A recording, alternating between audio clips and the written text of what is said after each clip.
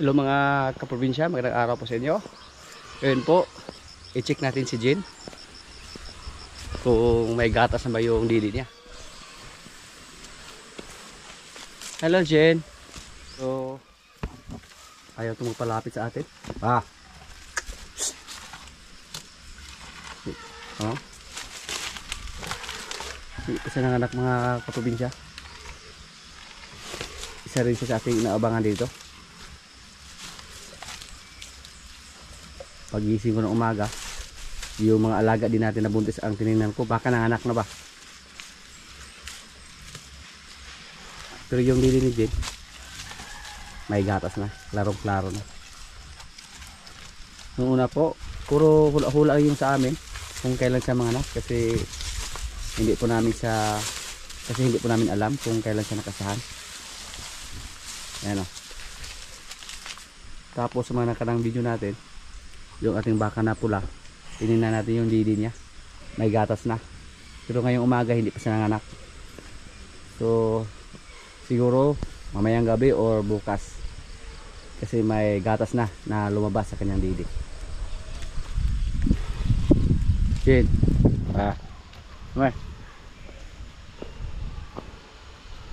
hindi lang tayo magkumpiyansa sa kanya, baka masungayan ta. Yung kalabaw po, 1 taon yan mula sa pagkasta bago manganak. Pero medyo namaga na yung ari niya mga kaprobinsya. Nakangkaang na naman si Jen. At yung didi niya, yan, bitay na tayo.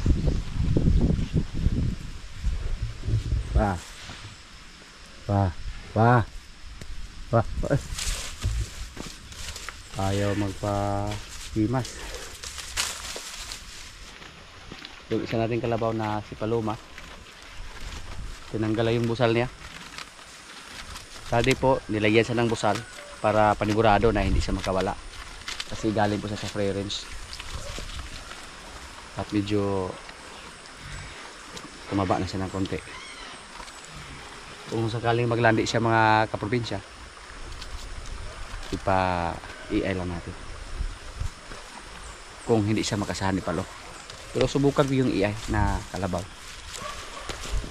Yung baka natin na pula, hindi pa siya nanganak. Isa natin kalabaw dito, mantamalay pa. Buuan natin ng kumpay.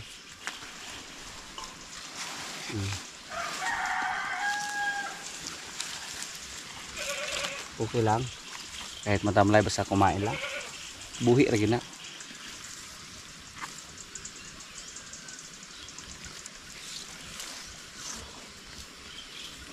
Siguro kumain na siya.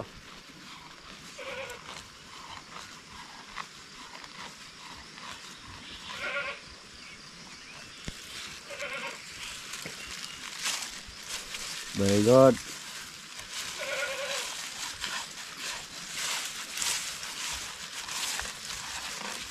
Yan. Huwag ayaw paluya-luya kahit.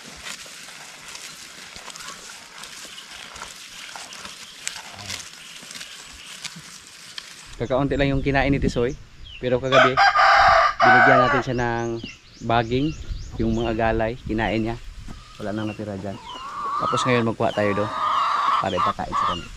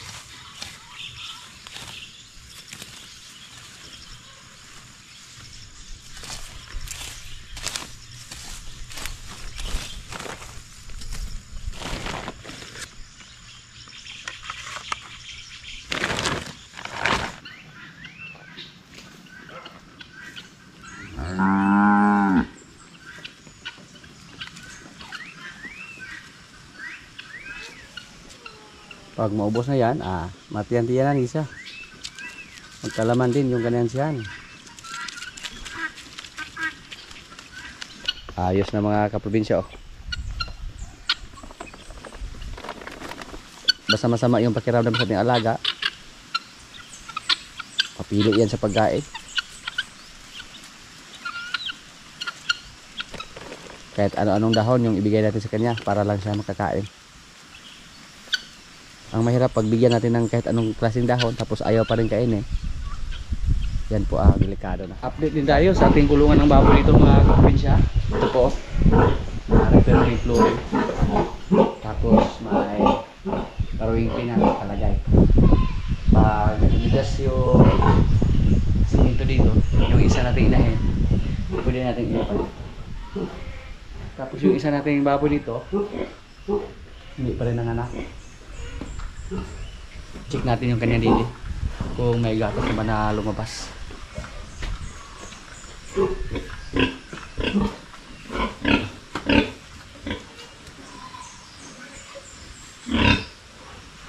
Wala pa.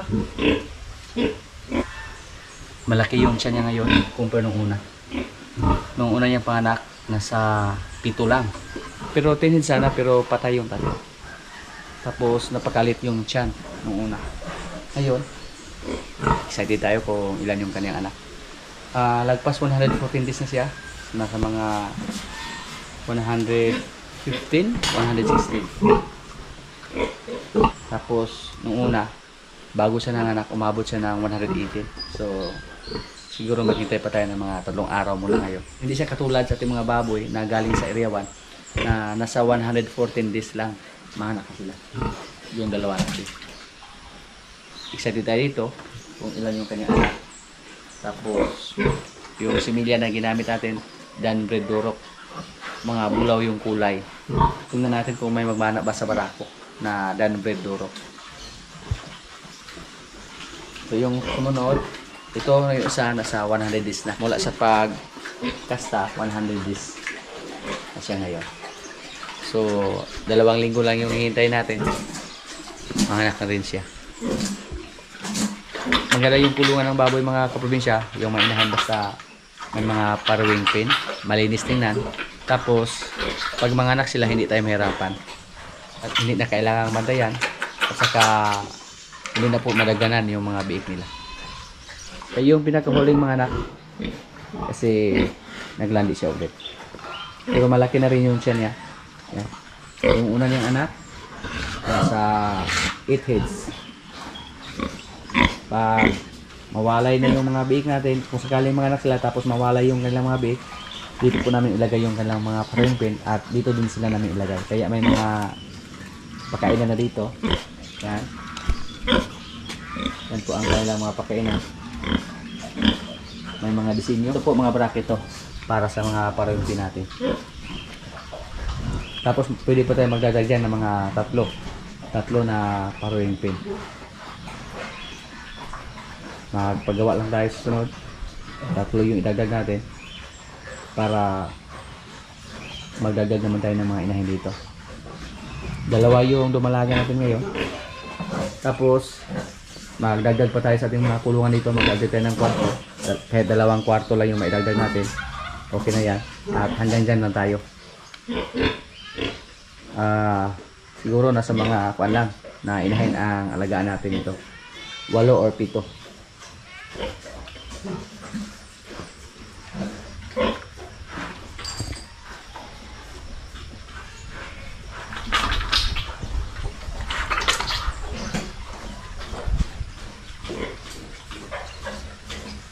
Ito po medyo maliit yung kanya ngayon.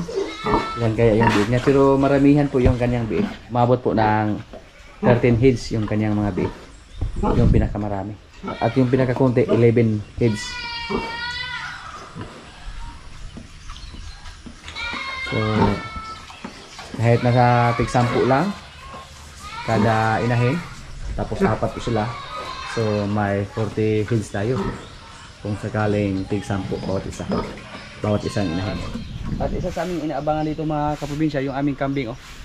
Malaki yung kanyang tiyan pero hindi pa rin nanganak hanggang ngayon. Sino kaya yung mauna dito? Yung kambing, yung baboy, yung kalabaw, yung baka.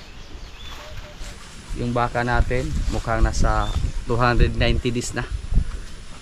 At si Basya dati mula sa pagkasta, nanganak siya, umabot ng 291 days. At yung kambing, manak yung kambing mula sa pagkasta, nasa mga 150 days. So parang 5 buwan. Pag makahiga siya, parang bulay yung siya niya. Hindi na siya nakahiga ng ganun. Parang gaubo na lang. Dahil sa laki ng kanyang siya. Ilan kaya yung anak niya? Ang inaabangan namin kung ilan yung kanyang anak. Hindi pa yan narilisan yung kanyang sahig. Dati si Dayan, malaki din yung tiyan ni Dayan. Inakala namin na 3 din yung anak or 4. Pero 2 lang yung anak ni Dayan. At ito po yung isa. Malaki. So pag manganak siya ng 3 or 4, napakarami. Kailangan nating padidihin ng gatas. Tapos yung isa nating kambing doon na kulay itim, hindi namin inakala na 3 yung anak kasi maliit lang yung tiyan niya. Pero 3 yung anak. At puro mana kay George. Ito po yung kambing natin na pang malakasan. Pure Anglo po siya. Tapos yung mga anak niya na lalaki, naibinta natin lahat. Yung mga babae lang ang hindi natin naibinta. Pero yung mga lalaki, yung isa nasa Bacolod, Kabangkalan, sa Iloilo kay Ma'am Tisi Hidley. At yung isa naman andun sa Sibulan. So excited kami kasi si George yung nagkasaka kanya. At alam naman natin ngayon na si George, napakaganda yung lahi ni George. Yung mga kambing natin dyan, halos lahat nagmana kay George, pati yung kulay. Ilan lang yung hindi nagmana kay George. At ngayon sana babae yung mga anak niya. Diba po siya mga anak, mga kaprobinsya? Pag siya mga anak, pag 2, puro lalaki. Tapos sunod naman, puro babae. Tapos 3, anak siya na 3. Isa lang yung lalaki, 2 yung babae. Tapos sunod naman, puro lalaki naman, 2. At ngayon, sana puro babae. Para gawin natin materialis dito. At yung mga baka natin dito na babae, oh. Sa mga hindi po nakapanood sa una natin mga video, yung mga baka natin dito na babae, pina-check po natin yung mga nakasahan. Ito, pina-check natin to. Ito yung pinakamatapang natin na baka. Pina-check natin kung voltage pa siya or hindi. Kasi maliit lang yung tiyan niya. At mula sa pagkasta, nasa 5 buwan na. Si Pugi po yung nagkasta kanya. At positive po mga kaprobinsya. At ito si Marimar, pina-check din natin, pinadukot natin. Malapit na ba siyang maglandi? Maliit pa daw yung cervix, yung dinukot niya ni Sir Eli. Hindi ko matandaan kung anong tawag doon. Kailangan dahil sa Marimar na hintayin na maglandi siya ng 4 bisis bago natin siya pakasahan or ipaiay. So yun po ang ating bantayan sa kanya. Malalaman natin pag maglandi yung baka kasi mag-ingay or may lumabas sa kanyang ari. Pag hindi mag-ingay tapos may lumabas sa kanyang ari, yan po ang tinatawag na mga silent hitter. Tapos yung isa dito mga kaprobinsya, si Pugi po yung nagkasa dito. Siya po yung pinakahuling nagkasahan ni Pugi. Pina-check din natin pero negative. Ang good news, naglandi siya nung pumunta dito yung ating kaibigan na technician. So pinaiay lang natin. Tapos Red Brahman po yung similya na ginamit namin. At ito si Batang, Red Brahman din to. Pinaiay din natin to. At positive. Siya ay buntis. 3 buwan pa lang mula sa pag-iay. Pero nalaman na siya ay buntis. At si Queen yung nagkasa sa kanya, si Bitas. So kahit si Bitas lang, pero masaya tayo kasi positive din si Queen. Silang 2 po ang pamalakasan nating baka dito na babae. Ito pangatlo, yung galing sa Dawis. Kasi matangkad din, haba yung katawan niya. Yung si Marimar, anak lang to ni Basya. Tapos si Basya din mga kaprobinsya, kahit 2 buwan pa lang si Rigor, naglali na. So pinaiay din natin at Red Brahman din yung ginamit natin na similya. So 3 sa ating mga baka dito na naiay at saka puro Red Brahman. Yun po ang target natin dito. Kung sakaling ayaw pumasa ng limer, tapos may mga available lang sila na similya na Red Brahman, yun po ang gamitin natin dito. Para makilala tayo dito na isang breeder ng mga baka na Red Brahma. At dadahan po natin i-upgrade yung mga baka natin. Pero yung mga native natin, lalo na si Basya, hindi po yan pwede natin i-dispatcha. Kasi grabe, imagine nyo po, 3 beses na siya nanganak dito sa ating area. Tapos habang 2 buwan pa lang si Rigor, naglandi agad siya. So parang nagmamadali si Basya.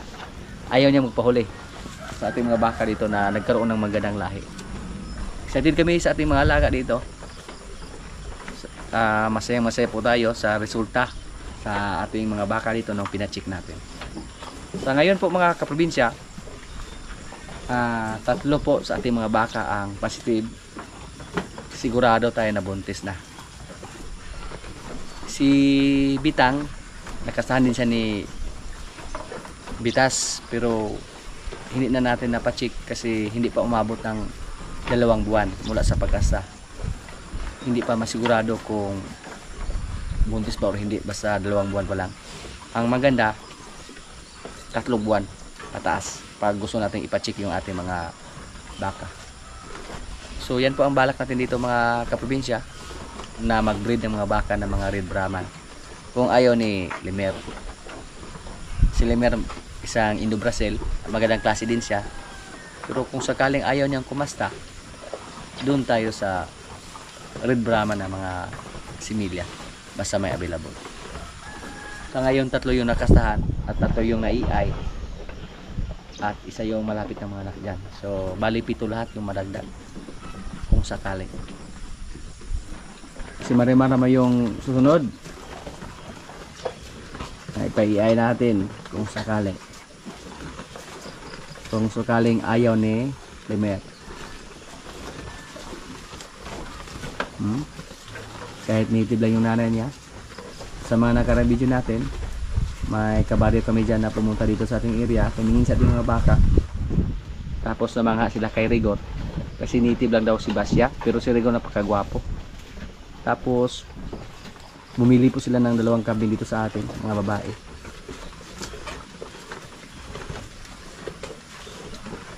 Yung presyong kaibigan lang ang ibigay natin sa kanila na presyo, kumpare ni Papa. So excited po tayo mga kaprobinsya. Ngayon kaming pa lang yung pwede nilang bilhin dito, pero darating ang panahon pag marami na tayo mga babaeng baka, mga baka na yung targetin nila. May mga bisita na tayo dito para tumingin sa ating mga baka kung sakaling magkaroon tayo dito ng maraming baka na mga babae na mga magagandang klase. Diyan naman si Marites. Si Marites ay nasa mga 7 buwan pa lang o 8. 7 buwan si Marites. Si Marimar yung kasunod. Sunod si Marites. Si Marites napakaganda din. Nagmana siya kay Pugi. Tapos hindi din masyadong native yung nanay ni Marites, si Bitang. Upgrade na din si Bitang. Kaya maganda yung resulta. Si Lemer mga kaprobinsya, oh. Guwapo na kay lawas. Murag hagok. Nung ando pa siya sa labas, natin nilagay. Magpasakay lang siya sa atin. Pero dito ayaw na niya. Napakaganda yung mas-masin ba.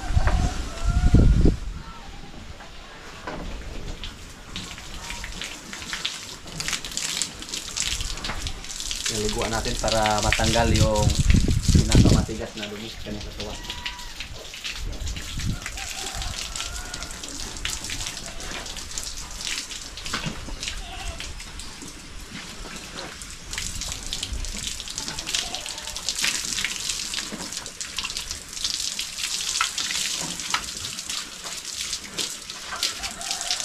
Napakalit lang yung itlog ni Lemer.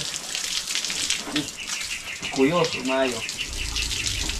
Napakabata pa siguro siya, kaya ayaw pa niyang kumasta.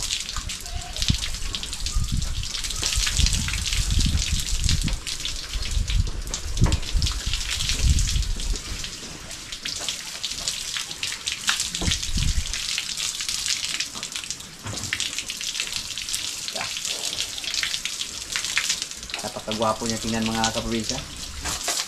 Yung isa, hindi matapang. Tapang yan.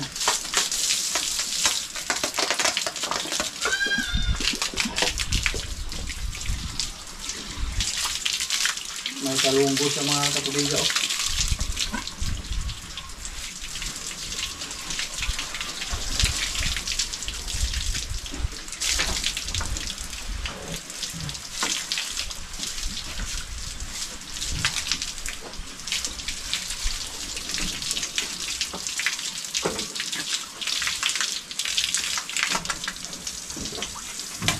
Unahan natin siya para matanggal yung kanyang kalunggo.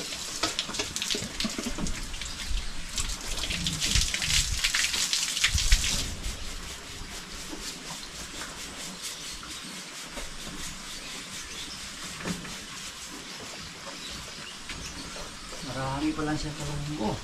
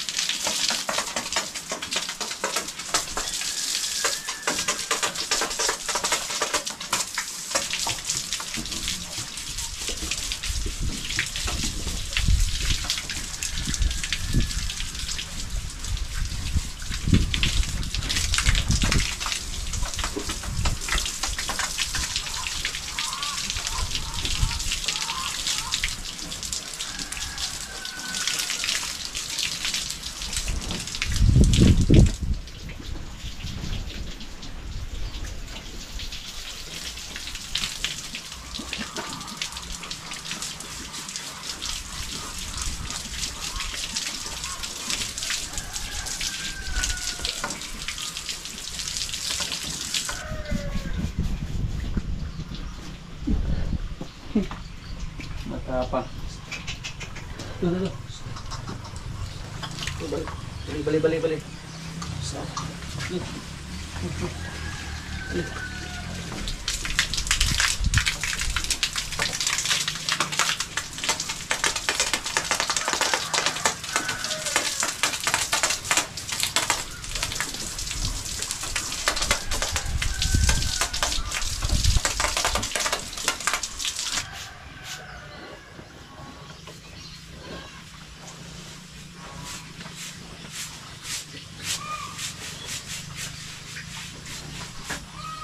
Pasilip ko ano ba? Siliti.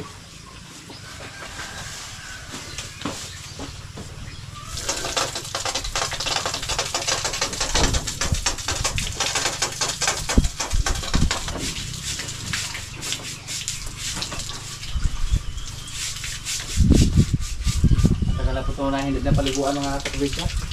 Kaya patigas na yung paas, dumi.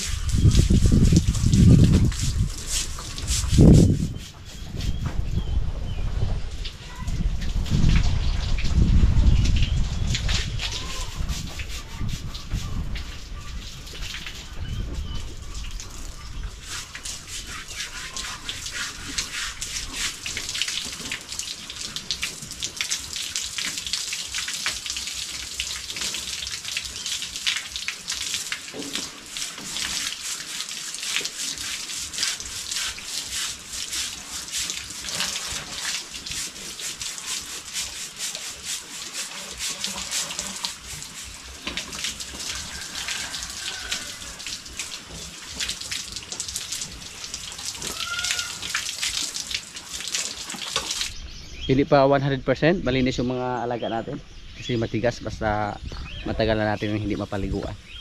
Nasira po yung tubig natin dyan kaya matagal natin sila na hindi napaliguan. Pero ngayon araw-arawin natin yung papaligo sa kanila para matanggal yung mga dumi. Pero si Palo mga kaprobinsya palagi to nilagay sa luluban at napakaganda yung katawan ni Palo. Wala siyang masyadong trabaho ngayon, hindi siya pagod, tapos kain lang ng kain, kaya lalong gumanda yung kanyang katawan.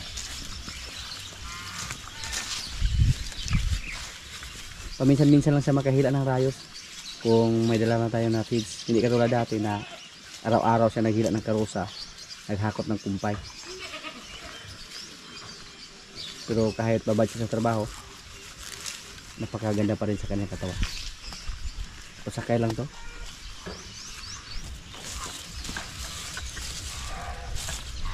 Tin, tin, tin.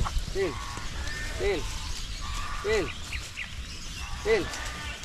Tin. Very good. Ano ini sakyan?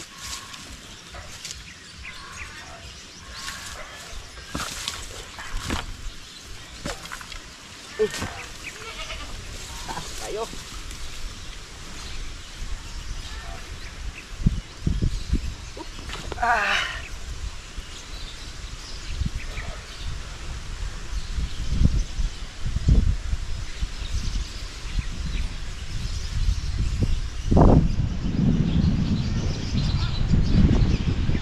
Relax lang.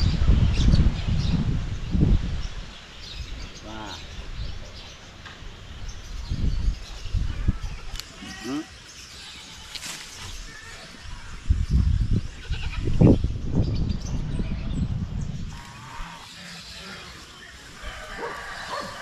Basta malakas kumain ng kupramil mga kaprobinsya, malaki ang posibilidad na mapataba natin yung ating hayop, yung ating kalabaw. Basta malakas lang kumain, mapurga lang natin, ayos na.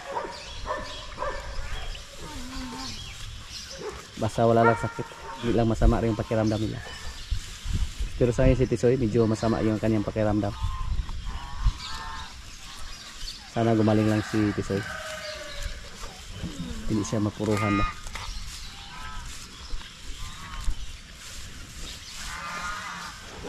Ako, nakakatawan si Palo. Siya po yung katulong namin dito sa aming mga trabaho, sa paghakot ng feeds,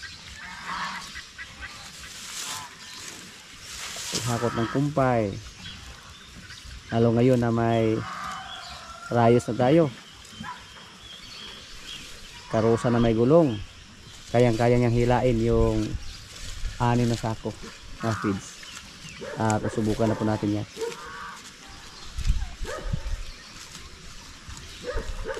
Kaya inalagaan namin siya ng dito.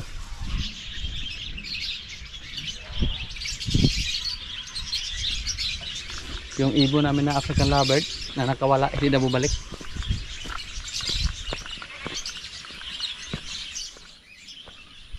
Hindi ko alam kung mabuhay lang ba siya sa labas. Hindi yun marunong mahanap ng pagkain. Nasanay po sila na binigyan natin palagi ng pagkain, yung Canary Mix. Pero lumabas siya para naghanap siya ng problema. Mga kaprobinsya, kaya na po. Ito yung ulam namin, oh. Gulay na may gata, may tilapia, may kanin. Lord, maraming salamat sa pagkain. So, kain na na.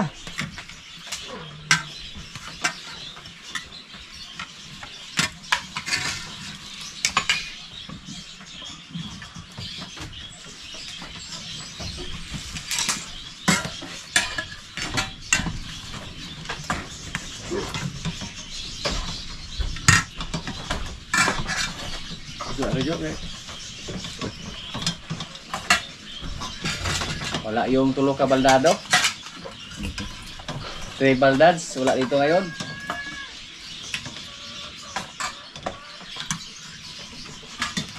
Nagbakasyon sa Baguio.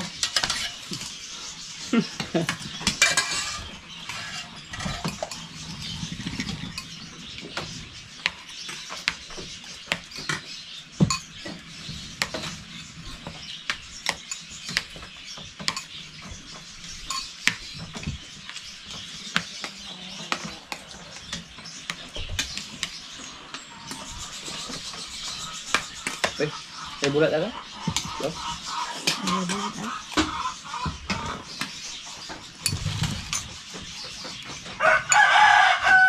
Tao yan ang mga pugar na to na dong. Kaya nagkakakaya na po ng mga lumalaga diya.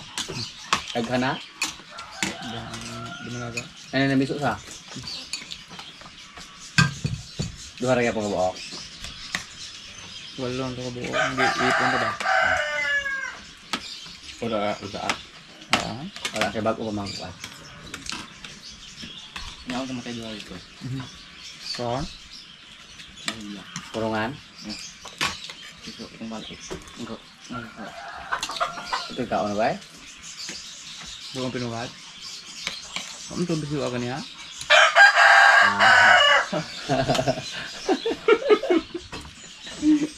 Kaya, tayo ka buo.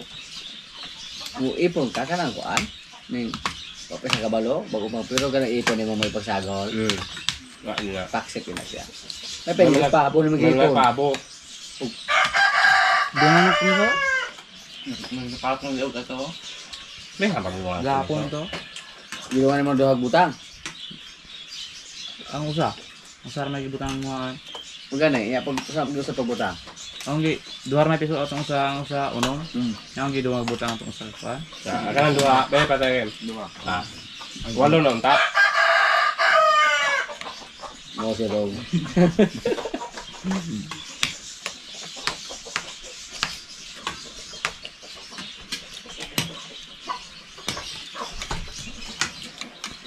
Kabalog ko. Okay, bakok ngayon ang taning may natin. Pero pag wala gadungan ng butang gyud. Wala gadungan. Ang gidungan. Oh, Iya ang bisidero. Ano wala man to. Yan tong looban ganit. kasi pabo to mo nakita daw ke. Mga kalit.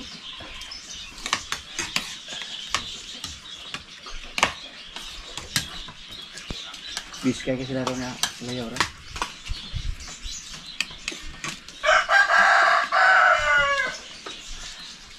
Inom naman sa suro yan. Yan lang muna mga kaganapan dito sa amin mga kaprobinsya at maraming salamat po sa palagi niyong pagsubaybay sa aming mga video. Maraming salamat din sa ating mga sanad viewers, sa mga kaibigan natin na nasa mamatsa na palaging nanonood, sa mga palaging nag-comment, sa mga likers. Maraming salamat po. Shout out kay Nikki Kadilig and family from San Jose, Manoyo, Negros Oriental. Shout out kay Vina Sads Pukiko, Maria Ann Tot Pukiko, Mikoto Pukiko, Kinamot Pukiko, Misugat Pukiko, Namaga Pukiko, watching from Osaka, Japan. Shout out kay Jimmy Gistro. At sa mga hindi ko po na shout out na po sa inyong lahat at maraming salamat po.